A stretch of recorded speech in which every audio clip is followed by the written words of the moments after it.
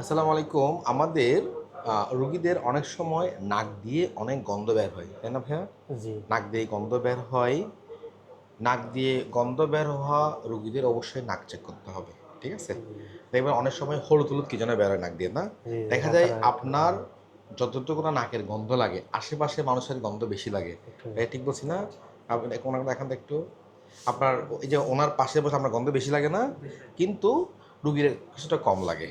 সেক্ষেত্রে আমাদের অবশ্যই নাক চেক করতে হয়। আমাদের রুগী আছে, একটা রোগ আছে অ্যাট্রোপিক রাইনাইটিস। দেখেন, ও এই রোগে আক্রান্ত উনি দেখেন। জিহ্বাটা দেন ভাইয়া। মুখ খোলা, মুখ বন্ধ, মুখ বন্ধ, মুখ বন্ধ রাখো। দেখছেন ভাইয়া? এটাকে বলা হয় অ্যাট্রোপিক রাইনাইটিস। দেখছেন ক্রাস দেখছেন ভেতরে? এর ভিতরে ক্রাস দেখছেন, হ্যাঁ? দেখছেন, হ্যাঁ? ক্রাস্ট। জিহ্বাটা দেন ভাইয়া। দেখেন, মুখ বন্ধ ভাইয়া। দেখছেন? এগুলো ক্রাস্ট বলে, বুঝছেন? হ্যাঁ, ক্রাস্ট বলে। হ্যাঁ, দেখেন ভাই, দেখছেন এগুলো ক্রাস্ট। এগুলা বলা হয় নাকের ক্ষয়রোগ। এই ক্রাস্টগুলো যদি হয় আপনার নাকের মাংসগুলো খেয়ে ফেলে, বুঝছেন? দেখা দেখছেন, দেখছেন? হ্যাঁ, হুম, হ্যাঁ।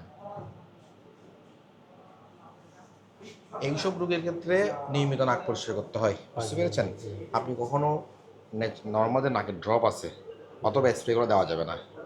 ইভেন অ্যালার্জি জাতীয় যে ওষুধগুলো আছে সেগুলো কিন্তু খাওয়া যায় না।